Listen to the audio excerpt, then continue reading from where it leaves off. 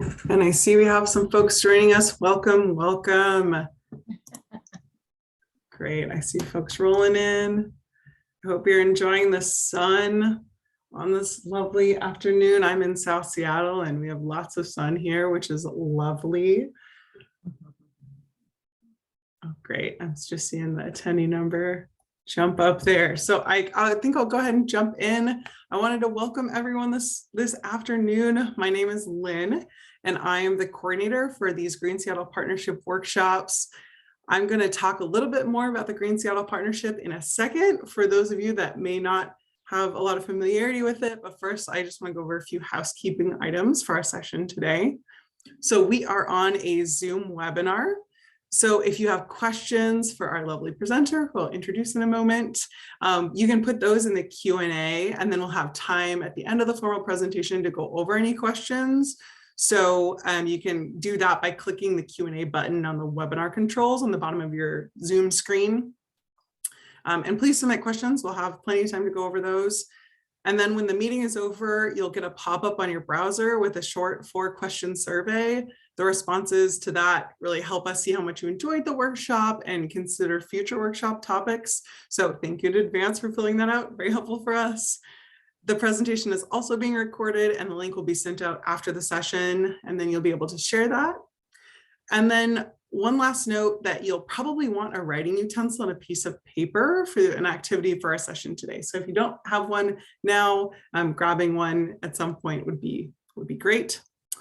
So back to Green Seattle Partnership. So this webinar supports the work of the Green Seattle Partnership. Because we open up registration to the general public, I just wanted to take a minute to actually introduce the work of the partnership and set the context for our talk today. So the Green Seattle Partnership is an effort to care for the forested parklands in Seattle. Nonprofit partner organizations, city agencies, businesses, community members, young and old, have really come together to help remove weeds, plant trees, and restore the forests for all of us, recognizing that people are an important part of the forest and always have been. The Green Seattle Partnership acknowledges that we occupy the traditional homelands of the Coast Salish peoples, the land which touches the shared waters of all tribes and bands within the Duwamish, Puyallup, Suquamish, Tulalip, and Muckleshoot nations. We know this acknowledgement does not take the place of authentic relationships with the Indigenous communities, but it serves as a first step in honoring the land that we stand on and resisting the erasure of Indigenous past, present, and future. And our Green Seattle Partnership work, our crews, our staff, and our volunteers are out there day in and day out building relationships with the trees and the forest. And because of this, they see and deeply know the impacts of climate change that we're already experiencing. So recognizing and sharing skills to address anxiety, fear, stress that comes with this commitment and love of Seattle's forested spaces, it's really important to us. And I think probably many of you were interested in this webinar because of maybe some of those feelings around climate change. So with that, I want to introduce Leslie Davenport. So Leslie works as a climate psychology educator and consultant, integrating social science insights into relevant resources for organizations exploring the intersectionality of climate, economics, policy, and social justice. She helped shape the document Mental Health in Our Changing Climate, Impacts, Implications, and Guidance, and is also the author of 4 books, including Emotional Resiliency in the Area of Climate Change, important for all of us, and All the Feelings Under the Sun. She is an advisor for the nonprofits Climate Mental Health Network, Integrative Healers Action Network, and One Resilient Earth, and is on faculty with the California Institute of Integral Studies master's program in professional psychology and health. So Leslie, thank you so much for joining us, and I'll go ahead and hand it over to you. Thank you. Thank you. I'm so glad to be here this afternoon. And thank you, Green Seattle Partnership, for inviting me and taking on this topic. I really wish, I know it's not set up this way that I could see all of you, but I'm just going to know that you're there. And hopefully towards the end, when we do some question and answer, I'll be hearing a little more about what's on your minds. So I'm going to start by sharing my screen.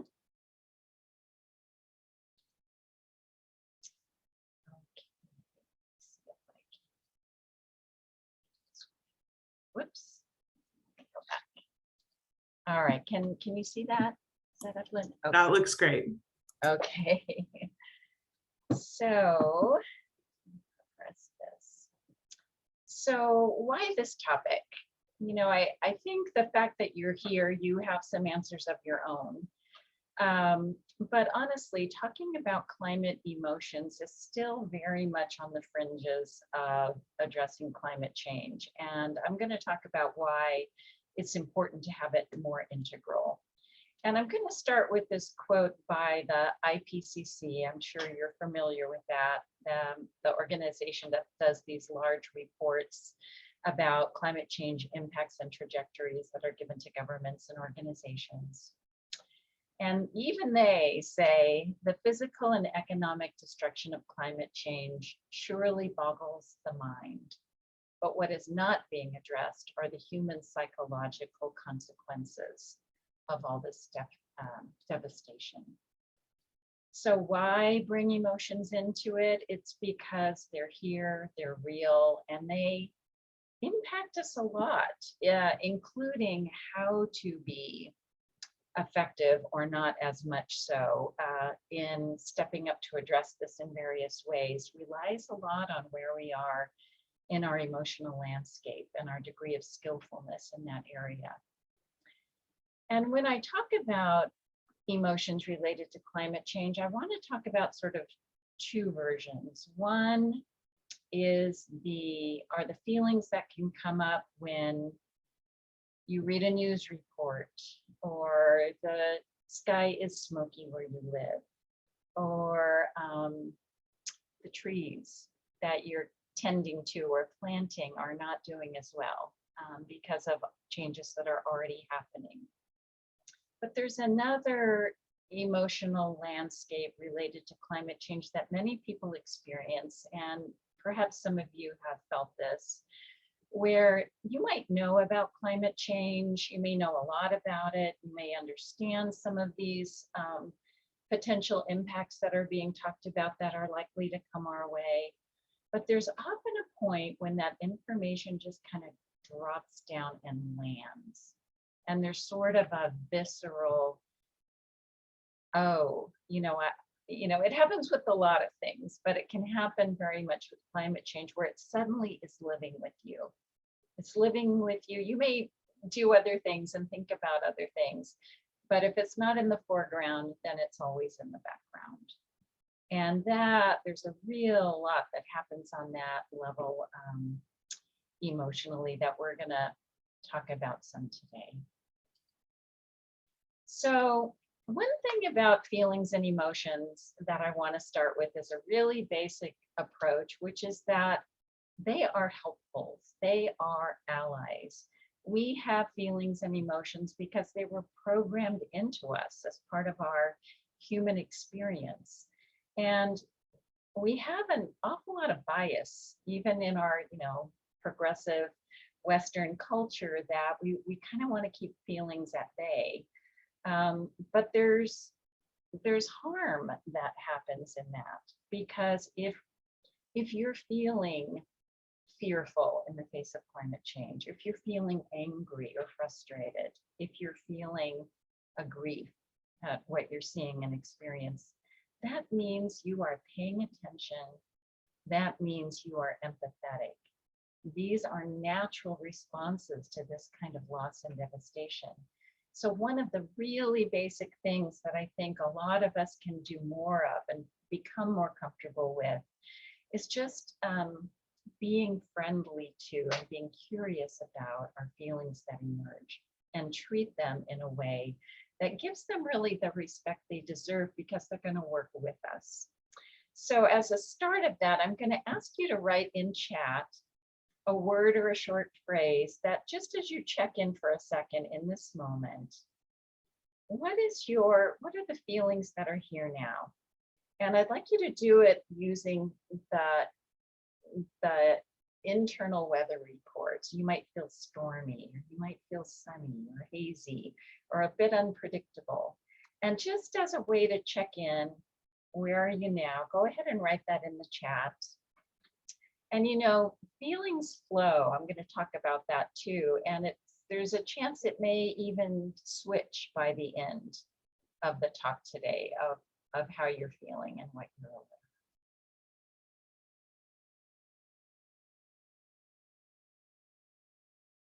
So Lynn, I'm going to actually ask you to kind of call them out, what you're seeing, some of the words and phrases. Absolutely. I'm seeing a lot of variety. So we have foggy.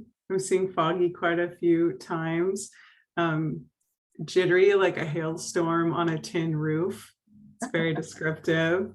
Some unpredictable, some stormy, blustery, thunderstorm watch, cataclysmic, calm and low pressure systems, clear skies. Full range. Full range, yeah. That's lovely. Thank you. Thank you. I'm going to keep going, but feel free to keep adding in there. So while today I'm going to mostly be talking about what we might be experiencing as individuals, because I also want to provide you with some tools and some perspectives for you to reflect on individually. I really want to acknowledge that all the things we're feeling also have a collective impact. There's a collective ambient anxiety, there's collective trauma, and that the causes and solutions also cannot be separated from eco-justice and social justice issues. So it's really important not to lose this perspective as the backdrop, that anything we're talking about is in the context of racial, gender, financial, generational issues, even more, that are baked into these systems that are a big part of what need to shift as we address the impacts and are a part of the extreme feelings and the trauma as well. So I want to talk about some of the ways that emotions are being described by the climate psychology field. So here's some of the ones you hear about the most. There's something called pre-traumatic stress condition, which is that those of us who work in this area or are choosing to focus on climate change are aware not only of what's happening now, but there's this sense of what does the future hold. High level of risk, high level of threats, lots of unknowns, certainly going to be escalating difficulties and challenges. And that focus on it can create this pre-traumatic stress. You might be familiar with the more common term of post-traumatic stress, where something difficult happens and it kind of lingers with you even though time has passed. So this is a version of that lives in the future, in our relationship to the future. I mentioned grief, ecological grief. And, often we think of grief primarily as if we lose someone important to us. But grief is a reflection of any kind of loss. So the losses in the familiarity of the seasons, losses in the shifting of the ecosystem and landscapes, loss of faith in our government institutions to act quickly and responsibly to that would match the level of this crisis. Loss of what we thought our future might be. I hear a lot, especially among some of the youth and young adults. And then eco-anxiety, you probably find that in the news more than any other term these days. I read something that the search engines and the media, it jumped up about 4,000% in the last couple years. So it can be that sense of dread, helplessness. What do we do? What do we do in the face of these large, complex feelings and possibly irrevocable impacts of climate change without knowing exactly what that's going to look like or what the timeline will be? And this last one I find really kind of poignant, solastalgia. It's a feeling of homesickness, longing for home when you haven't gone anywhere, but it's the environment around you that has shifted and changed and no longer feels familiar and isn't what you have come to know it to be.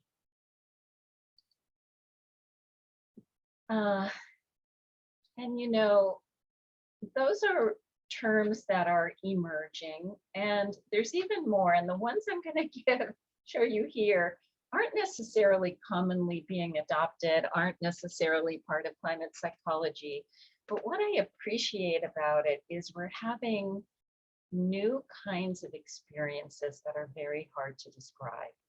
We haven't had to talk about our experiences this way before. So I just put two examples up here. Empathetic blench is something like, let's say it's your birthday and a good friend or family member gives you some kind of a gift. And on the one hand, you feel grateful and appreciative of their thoughtfulness, but maybe the gift is wrapped in a lot of wasteful stuff. And maybe the gift is not very environmentally friendly. And so there's this ambivalence and these sort of conflicting emotions that are coexisting at the same time.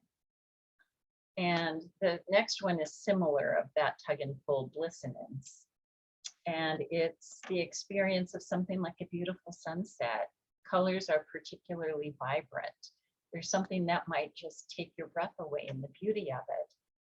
But another part of you might know that these colors are happening because of unhealthy particulates in the air, types of pollution, things that are not actually healthy for us and for the area. And so again, there's these layers of experience that kind of bounce us around. So I want to briefly look at this study. Some of you may be familiar with it. It came out in September of last year. And it's a hard one to read because it really hits home just how big these feelings can get, and especially among the youth. So this is a study of interviewing 10,000 people across 10 different countries from ages 16 to 25. And it's global, as you can see here. And if we look at the very last column, it's the numbers that showed up in the US. And we won't have to look at all of them, but let's just look at how big and how deep these feelings are. So the fact that people have failed to care for this planet, that's not a hard one to understand. 78% in the US, even higher across the board internationally. The future is frightening, more than half, 68%. This next one is really something. Humanity is doomed. More than half internationally, close to half here in this country. And you know, other ones, the things we value most will be destroyed. More than half internationally, close to half here. So I want to talk for a minute about doomism. And I want to talk about it in the context of understanding our nervous systems and how our brains work and how our feelings work. And with our evolutionary psychology, we are not very well equipped to deal with uncertainty, and especially uncertainty that's fraught with risks and threats, things that make us feel unsafe. We don't know what's going to happen. In fact, what it does is it triggers our brain to focus on worst case scenarios. Now, I say this not because I think the concerns about climate change are in any way exaggerated. Believe me, I'm completely on board about being in an existential crisis. But what's important to know is that we're not very skilled at how to be with the feelings that get triggered. And what we do unconsciously, for the most part, to get out of that discomfort of not knowing what to do with these really big, complicated feelings, is we often move to the end of a spectrum of either denial or disavowal, which means disavowal is like, well, I know climate change is real, but there's really nothing I can do about it. I'm just too small in this whole picture. And so I have to just deal with what's, facing me day to day and take care of my family and work, and somebody will figure this out. Or the other end of the spectrum is it's too late. We can't do anything. Oh, well.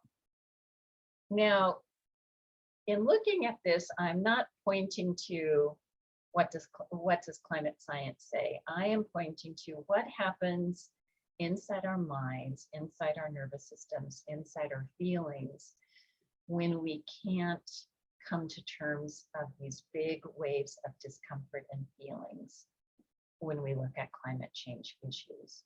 So some of the doomism you see is this effort to get out of this place of uncertainty, this place of not knowing, this place of high discomfort.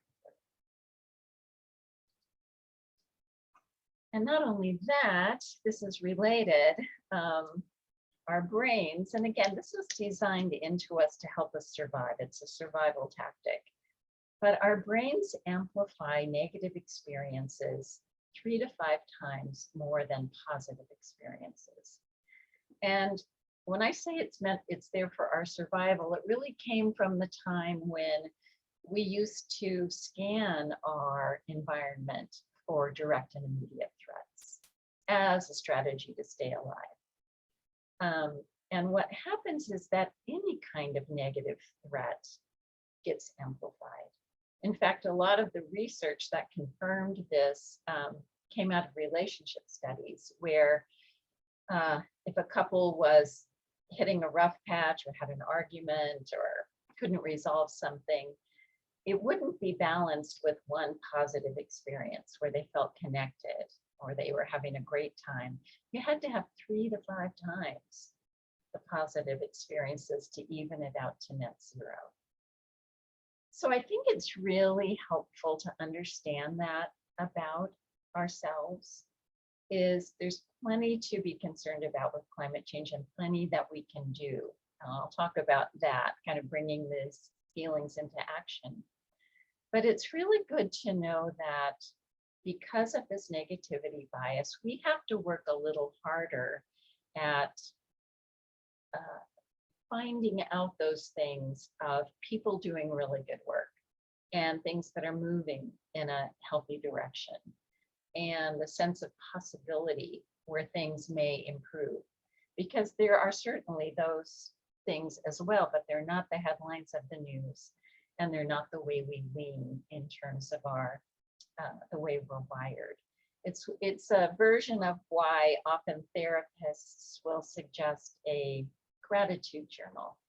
It's because it's easy to focus on the things that aren't going very well, but oftentimes there's lots of things that are going well too, and we have to be a little more intentional about that. So oftentimes when people want to make a difference and participate in some kind of sustainability work, it's fueled by passion and enthusiasm and caring and want to make a difference. And we kind of jump in and just join the race. But if any of you do athletics or more formal athletic training, you may know that one of the most important parts of athletic training is what gets called the recovery times. And it's not a break from the training. It's an integral part of the training. And often if athletic coaches find that an athlete isn't meeting their goals, it's one of the very first things they look to is how are they using their recovery time? And I bring it up here because there is often this sense that there's so much to do and there's so much we need to do. There is this urgency, we're just going to run. And what happens is that we kind of run until we drop, unless we can do this in a more skillful way. And comparing it to the way we need to train, be mindful, know when to step away, know when to come back, is how you stay in it for the long haul. because this is a marathon, working with climate issues, and certainly not a sprint. So looking a little bit more at culturally our relationship to feelings and emotions, we kind of get it backwards. And I do see this a lot in advocacy groups, environmental groups, is there's this sense that if I let myself feel, or if I let myself express my emotions, I'm just going to fall into a pit of despair, anger, sadness, and I'll never get out. And boy, that's a waste of time. But what we learn is that just the opposite is true. That feelings flow. Again, they're our allies. They're here to tell us something. And I like to use the example that if we had something like a big ball that we were trying to hold underwater, and all that ball wants to do is pop up to the surface, we have to use a lot of energy and a lot of attention to keep it down. And it's going to eventually pop up anyway. It's going to win because that's its nature. And that's how it is with our emotions too, is that unless we work with them skillfully, they're going to kind of come out sideways.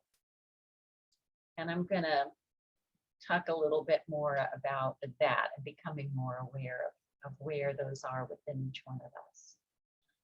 So I really like this quote as a quick guidance to this, and it comes from Caroline Hickman, a psychologist out of the UK. And she was one of actually the leads on the study that I showed of the youth, the 10,000 interviews. And she says we need not only to grow up in the climate crisis by cultivating our imagination, creativity, being determined, hopeful capacities, we also need to grow down, building a tolerance for these other kinds of feelings, our guilt, our ambivalence, our shame, our anxiety, our depression. How to be present with that, experience that without this fear of falling into it. So this is a helpful way to think about it. And it's, again, based on our nervous system. It's based on what we know about trauma and trauma studies. And all of us have something called a window of tolerance or a zone of resilience. And that's that area between those two lines. And the idea is that you might have a lot on your plate, a lot you're doing, a lot you're dealing with. Climate change concerns may be in that mix, taking care of other people, a lot of things. And most of the time, when we've had a good night's rest and our nutrition is good and there's not too much, we can deal with these challenges. We kind of have our wits about us. But what happens if the stresses are too big, or there's just too many of them, or our window of tolerance has narrowed, and I'll talk about that in a minute. If we go outside of that window, one of two things happens. We either go above it and get reactive, and that's when we lash out, or we go below it and we check out. And we just want to be numb, we isolate, stonewall, can't talk to anybody for a while. And it's really helpful to begin to feel when you're approaching those edges, right? Like, you're getting to the point where your plate is just too full. And then that would be the time to consciously step back and take one of those recovery periods. Because if we don't, that's when we might unconsciously do it, right? To just like, not going to think about this, or it's too late, that doomism and denial spectrum.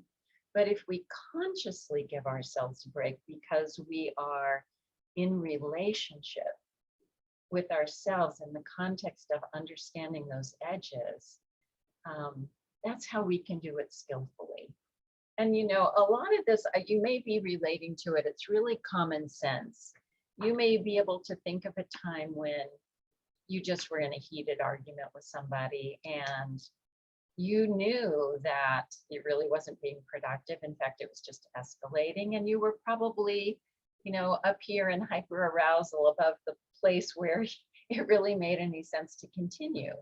And often what happens is you step back, you go away from it, and hopefully can come back and approach it in a more fruitful, conscientious way. And that's an example of what this looks like.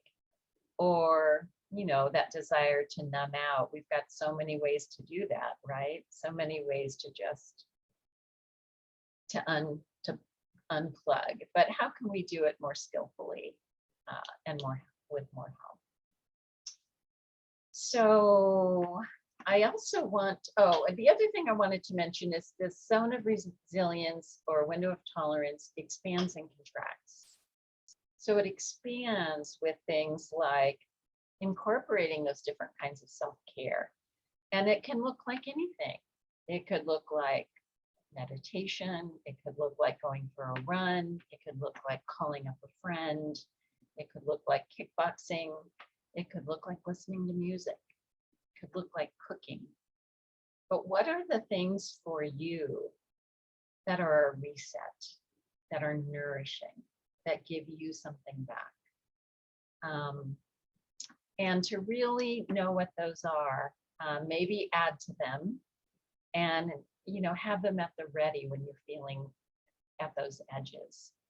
And the kinds of things that shrink those lines are things like several nights of poor sleep, or just, really basic ways of not attending to yourself.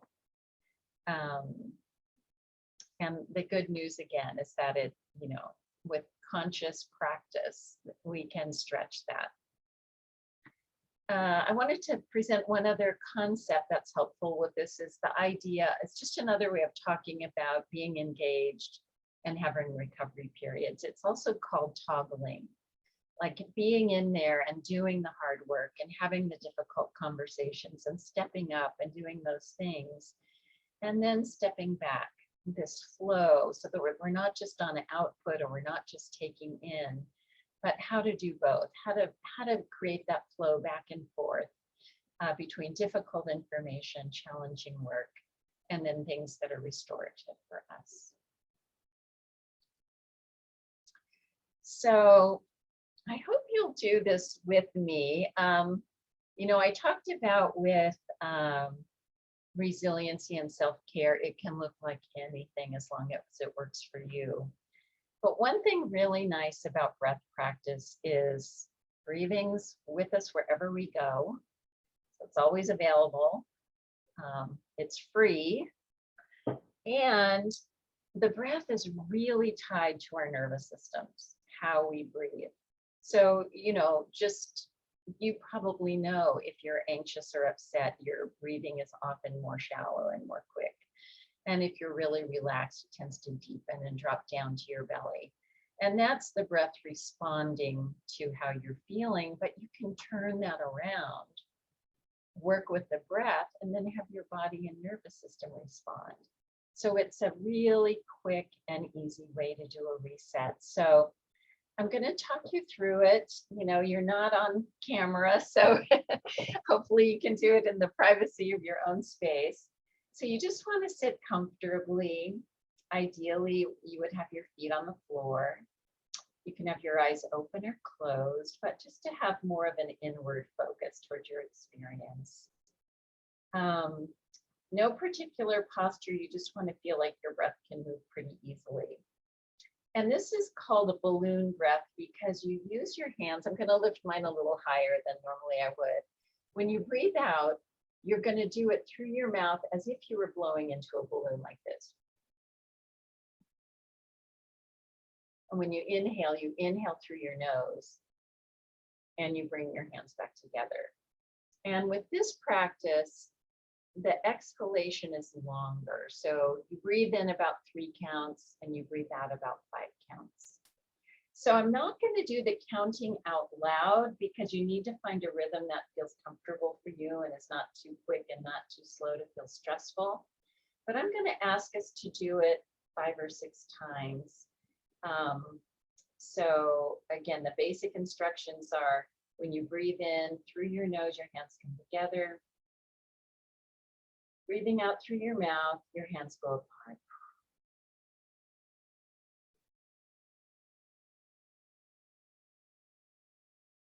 And just do it on your own pace a few more times.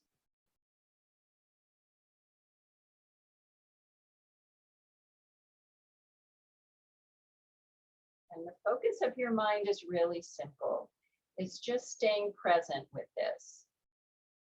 It's tracking the flow of your breath, movement of your hands.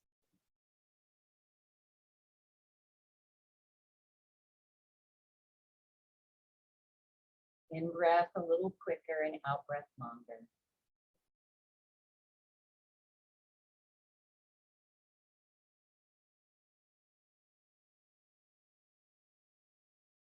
And then do it 2 more times wherever you are in that cycle.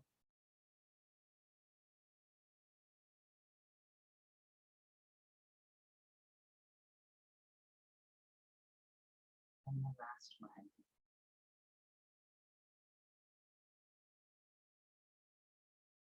Before we engage together again, I'm going to ask you to let your hands rest on your lap. Keep your eyes closed or lowered for a moment. And just see if you notice anything, maybe a little more present in your body, maybe a little quieter. One thing that really works for us is our thoughts, our feelings, and our nervous system are super interrelated. So we can go in sort of through any door and affect a positive change in this ways. Okay, thank you for doing that with me.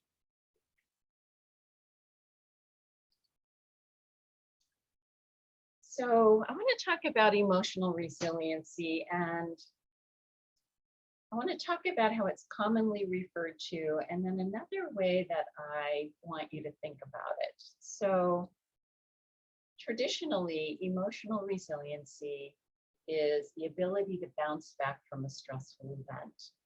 So you're going along with your life, something happens, unexpected, difficult, and there's a sort of a recovery time, and then you go on.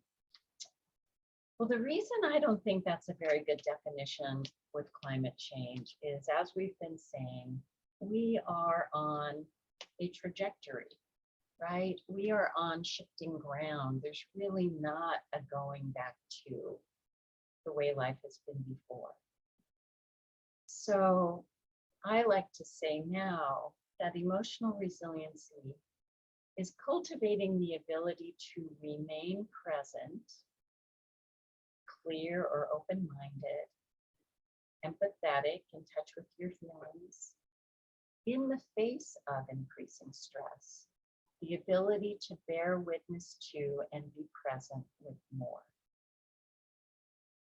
So, you know, climate change is often referred to as an existential crisis. And to me, we can put this in the context of being an existential response. We are really in our inner terrain, in our inner landscape, needing to also cultivate a new relationship, bring forward new capacities and new skills. And this is a really significant way to do that. And you can overlay this concept on what we showed with that window of tolerance or the zone of resilience. So what it's really saying here is, let's all work on growing that zone. And that includes, again, conscientiously stepping away at times, giving ourselves breaks, but doing it in a mindful and intentional way.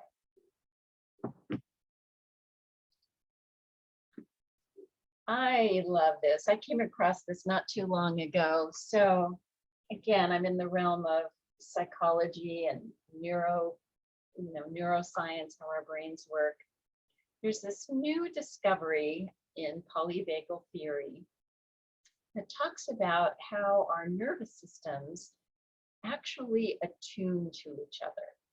You know, that our feelings are contagious. And we kind of know this, you know, if you're in a small group and somebody comes in who's really agitated and angry, that ripples through the group. It changes the atmosphere of everybody there. Or sometimes you're You have a good friend, and it really doesn't matter what you do or what you say, you just kind of feel better. You feel calm, you feel happier. And what's so amazing is the way that it's not just, oh, you're happy, I feel happier, but our nervous systems, it's kind of like, if you have a glass of water and they have a way of the water going from one vessel to another, they tend to equalize. And it's a little bit like that with our nervous systems. I think I love it too, because, it reminds me of the things that we're learning about, the vast, probably know more about this than I do, the vast systems of network underneath the trees, right? With the fungus and the different webs where there's all this stuff going on and happening that may not be visible on the surface, but in fact, it's essential. And it's kind of like that among us too, the ways we influence each other. It's invisible, but it's quite real. And it's important, for, again, anyone who's still kind of like, well, I don't know about self-care, there's a lot to do, to know that your self-care is community care. It is collective care, because how we bring ourselves to the work, how we can be with each other is tremendously influential.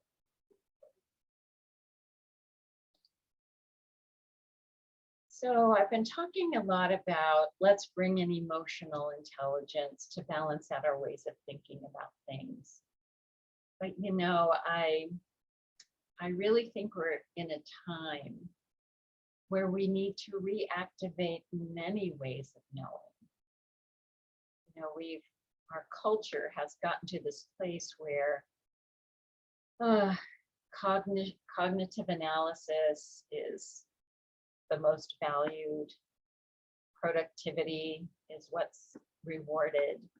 And these other parts that are very significant, important, natural parts of us, many of them have gone dormant.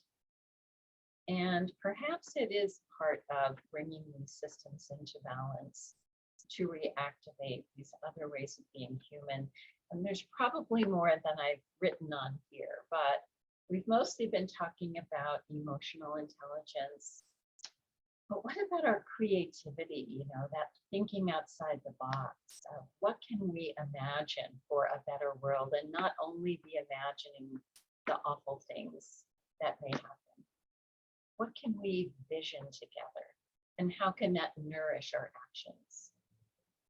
What can we sense intuitively along with these other ways of figuring things out? Rationality by nature, or that type of using our brain, it divides things up. Analysis is something that breaks things into little parts. It categorizes them and it separates them. An intuitive view is a much more synthesizing way of knowing. It's impressionistic, and it helps connect the dots rather than separate them out. We've talked just a moment ago about collectively how we're in communication with each other in many kinds of ways.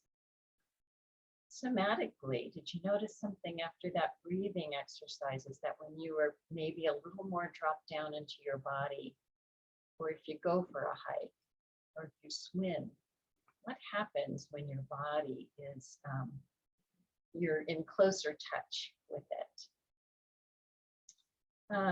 Ancestral, we're learning about what gets passed down even through our DNA, right? So what else is there about our past that can be a source of wisdom? And then nature-based. I'm sure many of you are very tuned into that, of what's it like when you're outside. And nature-based, I think it's really important not to think of ourselves in nature. That's our language thing. We go for a walk in nature and then we're not in nature anymore, versus that understanding that there is no separation, right? Even the minerals in our bones are the same ones in rocks, because it goes through the soil and through the food, which uses all the elements which become what we eat. I mean, it's very practical. There's nothing ethereal or symbolic about this. It is integral. And it's so odd that, again, our cultural orientation is based on these severing, these objectifications that happen. So for this next part, if you haven't done so yet, I'm going to ask you to grab a writing implement and a piece of paper. We've been talking a lot about our internal world. But I really feel like the most effective engagement is the blending of our internal, bringing our full humanity on board, along with how to participate and be a part of meaningful change. And I know many of you are already doing that. You know, it's part of your Green Seattle Partnership and related affiliations here. But let's look at what else. What else may deepen or expand your bringing your talents, your interests, your energy to different ways of working with creating a safer and healthier world. So I'm going to ask you to just write this down as we go. So we're going to go through 9 kind of quick steps. So I'd like you to start with just reflecting for a moment. What are 3 things that you're not already doing, or maybe you're doing it, but there's a way to maybe deepen it or expand it, that can support a positive impact for the environment, help address climate change. And again, you know, you might immediately jump to what can I do, which is fine, and maybe that's where you'll go. But keep it in the context also of what we've been talking about. Maybe for you personally, it would be adding a commitment to self-care, for example. So take a moment with that. 3 things could look like anything. Actions, behaviors, perspectives, wanting to learn more about something, could be researching something.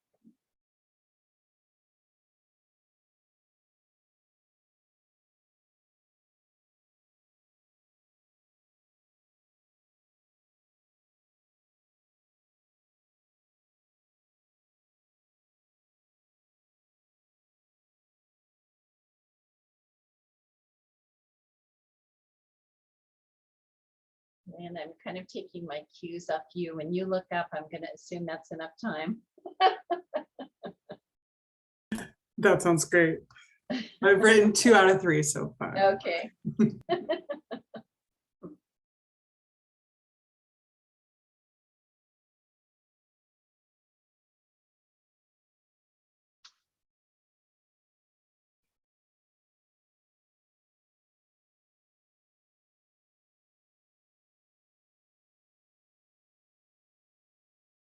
Okay.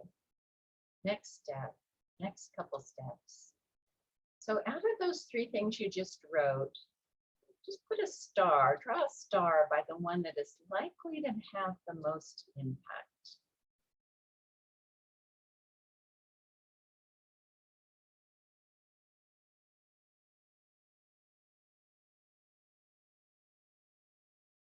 Okay. Now with that one that you identified, the item to have the most impact, write down 3 very specific things you can do or would need to do to begin to launch this, to set it in motion. What would be some steps to make it practical and grounded?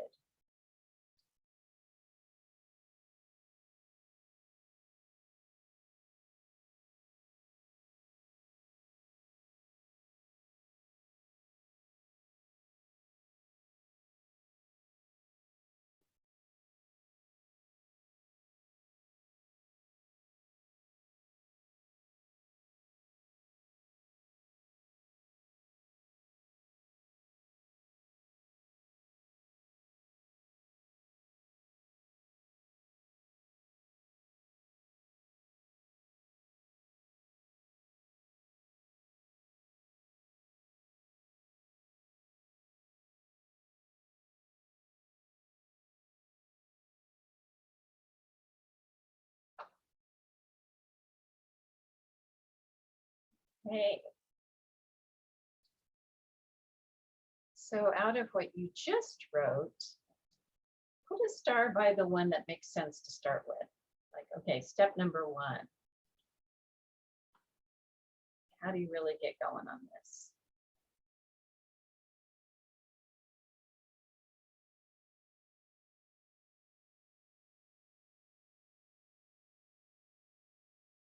Okay, now step number 5 is a chance to reflect and possibly course correct. Are there any reasons why it would make sense not to start with what you just wrote? Too big? Maybe you don't really have the time. Maybe it's not realistic. So if it makes sense to start someplace else, we'll just take a moment, consider that right now.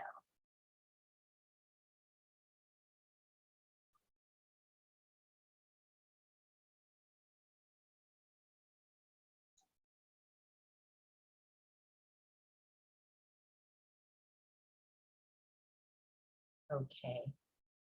For this next one, number 6, if you really do this, if you follow through, right, not just the benefits of whatever this is going to be, but how would you feel if you really do this? If in a month from now, 6 months from now, a year from now, we're talking again, and this is set in motion and it's happening, think about how you think you may feel.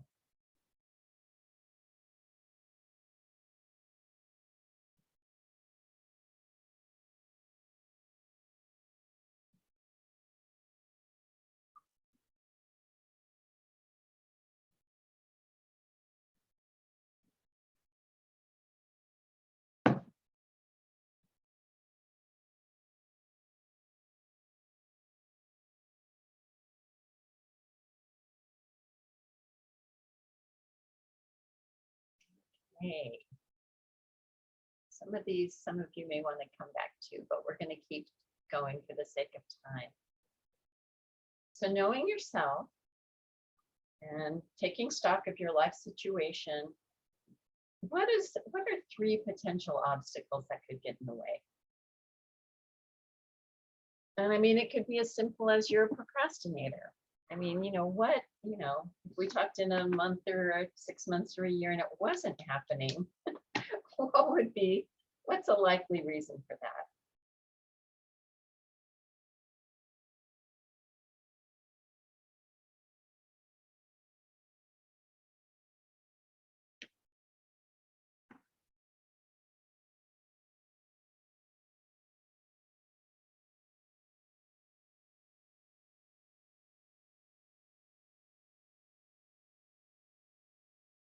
Okay.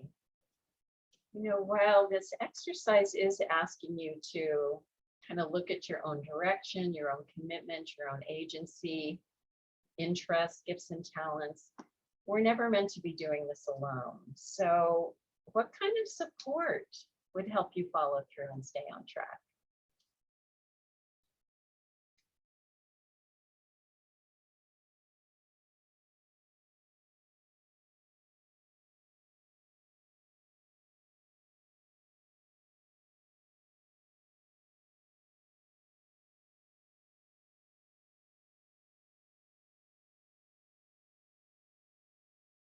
Okay, and then the last question, where can you get it? Are you willing to set that up now?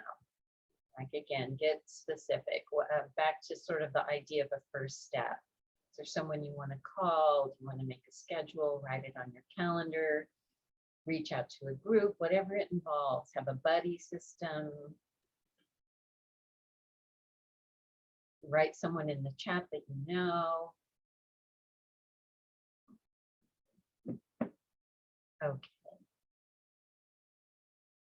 So I want to show you one more slide and then begin to open things up for questions. And it's a little hard to have a conversation because you can't exactly chime in, but you can write it in chat and I'm happy to respond.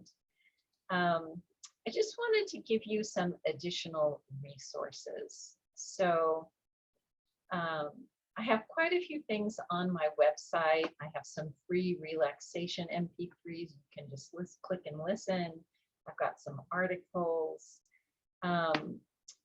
These are the books that were referenced. So the Emotional Resilience was written for the mental health field, so therapists could begin to bring this into the offices more. but I will tell you it's a very easy read. It's not jargony at all. And it has a lot of worksheets and practices that a therapist might give you, but you can just go to the source if you're looking for something like that. And then All the Feelings Under the Sun was written for middle school age, roughly. And it pairs climate science with social justice, with resiliency practices, lots of resiliency practices in that kind of toggling thing. Here's some difficult things that describe what's happening, what's coming up for you, and where can we go with these feelings. And then some of these websites are if you felt at all inclined to want to have an outlet to talk about just the emotional, subjective part of all of this.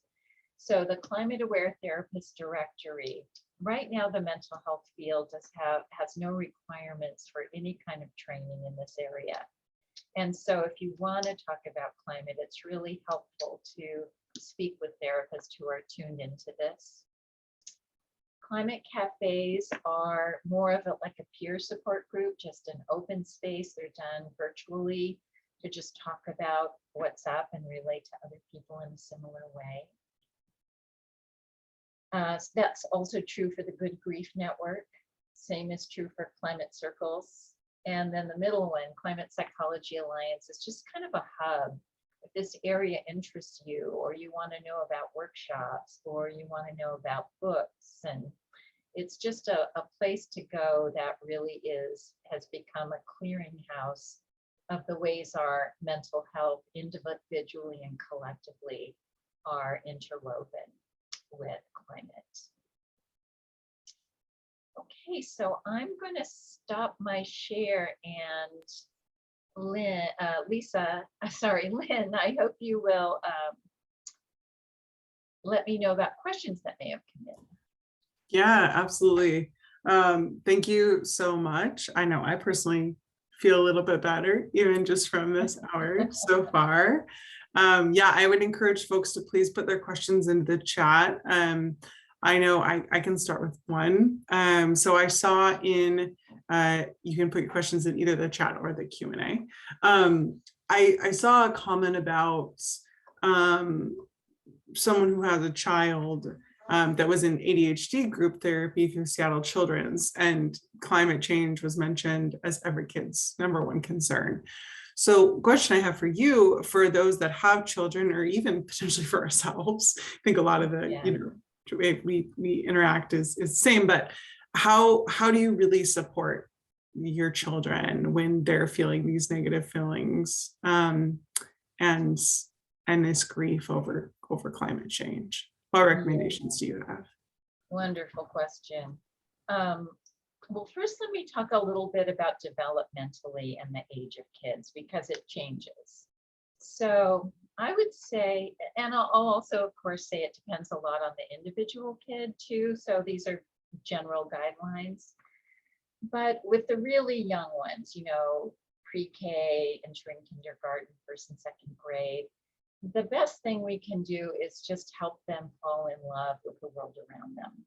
Hikes, planting a garden, understanding how seeds grow, understanding what rainbows are, the enjoyment of being in water, and just a falling in love with the world kind of approach, celebrating it, enjoying it with them is really good.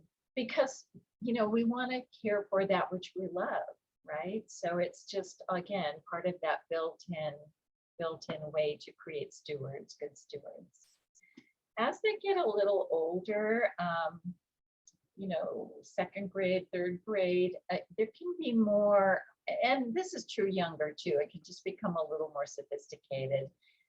Kids get interested in how to help care for things in a more concrete way. And it might be simple things like, we're going to turn the shower off in 1 minute because we're sharing the water with the plants and the animals outside, or why we turn off lights, or in schools there might be field trips to a museum that's about caring for the ocean, and they can start to add their knowledge around that and become part of projects and a more sophisticated education.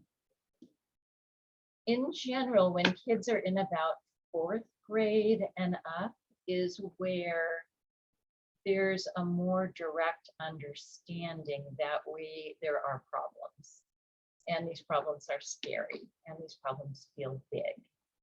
And that's when you start to hear more directly the levels of distress. And with kids, it's not, they can't always verbalize it, especially at some of those younger ages. Some of it shows up as a stomach ache or acting out, or they don't want to go to school, or they're suddenly scared of the dark, or all kinds of ways.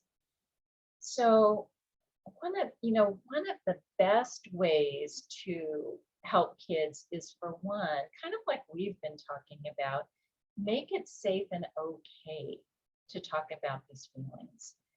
They're valid. And, again, honestly, that's not the 100% end of it all, but so much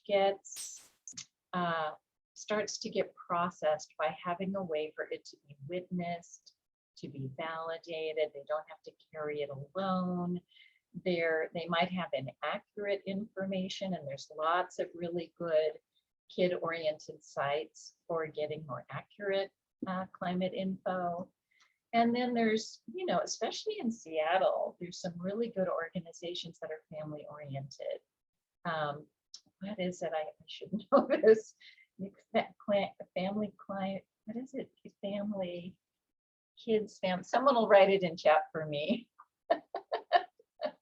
Climate Action Families, that's it, Climate Action Families, where there are, family-based projects, and then there's also kid-based projects. Looks like there's some more coming up there, other resources. Feel free to add them in there. And so just, even as adults, talking about climate change and climate change feelings are still pretty disenfranchised, meaning there's not a lot of places to say it. You're not supposed to be that one at family dinners that keeps bringing up the downer news about the state of the world. And it can go quite a ways to just have those outlets. And then, like we've talked about, there's internal strategies with all the feelings, and there's external strategies, how to feel a part of meaningful change. And there's so many innovative and wonderful ways that kids are getting involved. It's just fantastic, actually. Planting tree projects, there's some of those around the world, and maybe in Seattle too. Yeah, local chapter with that. Yeah, and we get a lot of youth and even really young kids who will come out for our Green Seattle plantings and be able to have those sort of discussions and just be in nature, like you were discussing, for those really young kids. I see some other ideas coming in, some other resources in the chat for folks. I have a couple more questions as well that came in. So how do you suggest approaching friends who tend toward doom or disavow when climate change topics arise in conversation? This was actually one of my, when we were doing the activity, one of the things on my list. So what kind of recommendations do you have there? Yeah, well, this sounds counterintuitive in a way, but especially for those of us who carry it with a lot of passion and concern, it's easy to get into that mindset of we've just got to convince people, right? And honestly, one of the best things we can do is listen initially. Like, try and make it be okay that they talk about their denial or disavowal, because this is a thing about that therapists kind of learned, is that sometimes just in listening and receiving people, and people hear themselves talking, they're like, I'm realizing some things, I'm connecting some dots, and it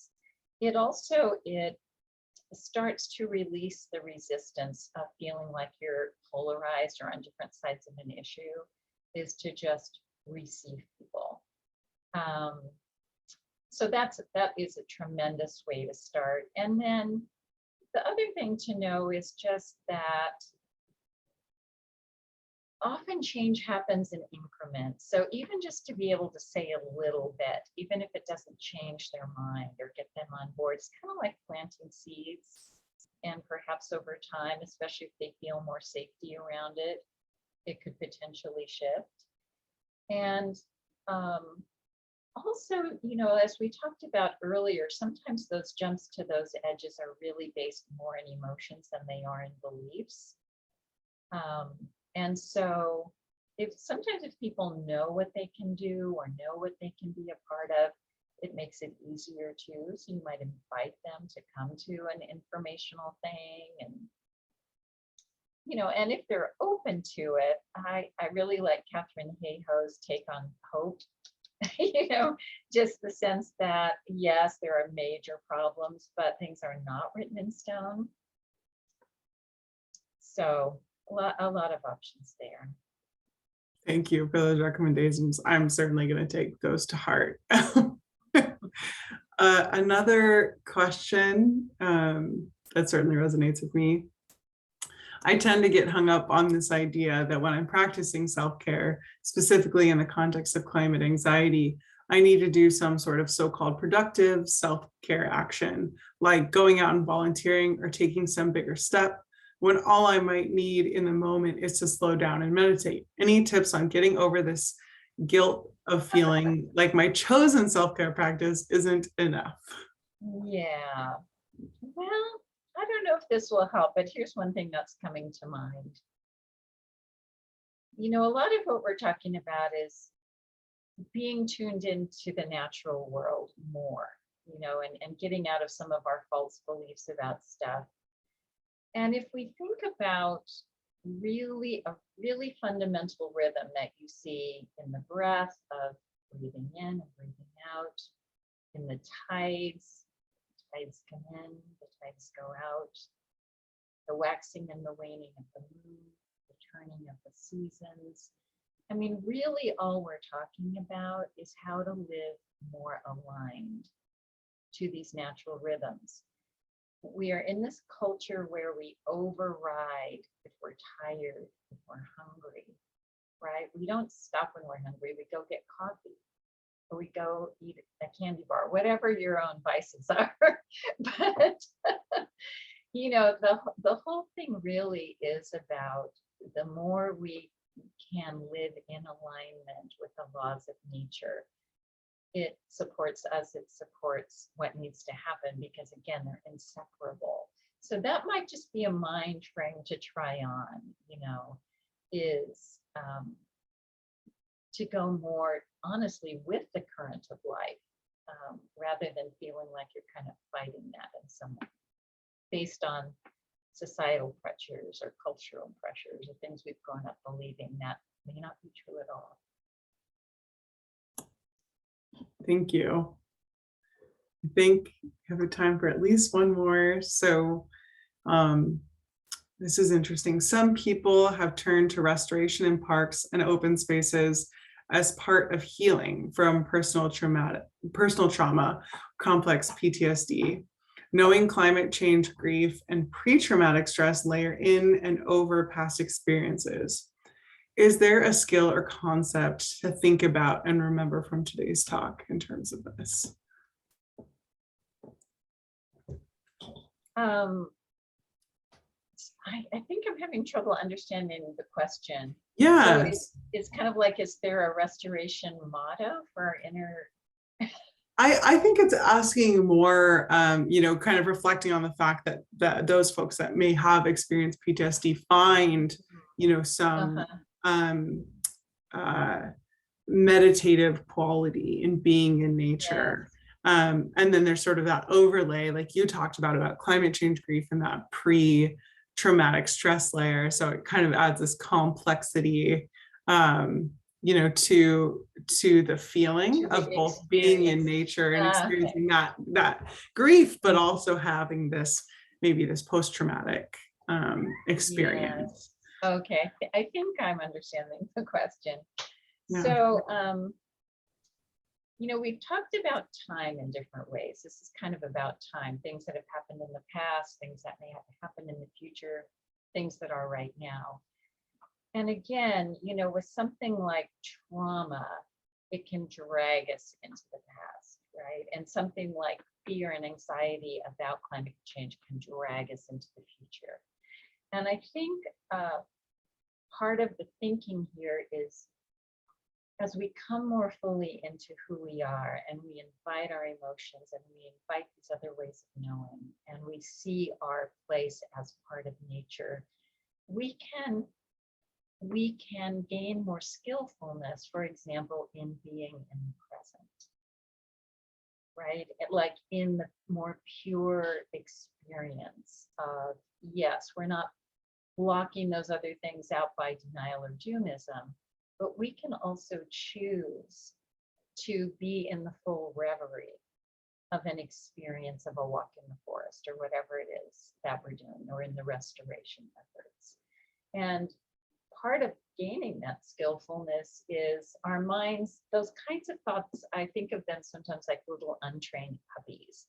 They run back, they're outside and they run back into the room. And there's ways to gently and firmly kind of put them where they need to be for the time being. And you keep doing that as often as you need to until that skillfulness becomes literally a new neural pathway in our brain. And it's not as hard anymore. It's like practicing the piano or a sport or anything else.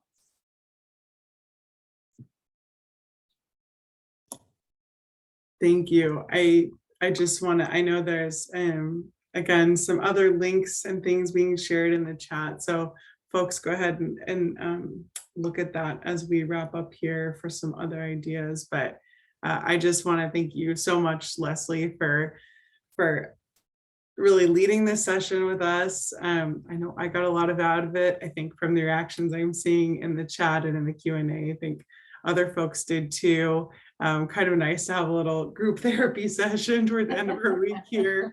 And I will, like I said, this session is recorded, so we'll send that follow-up recording to everyone, along with some links and resources that you shared, Leslie.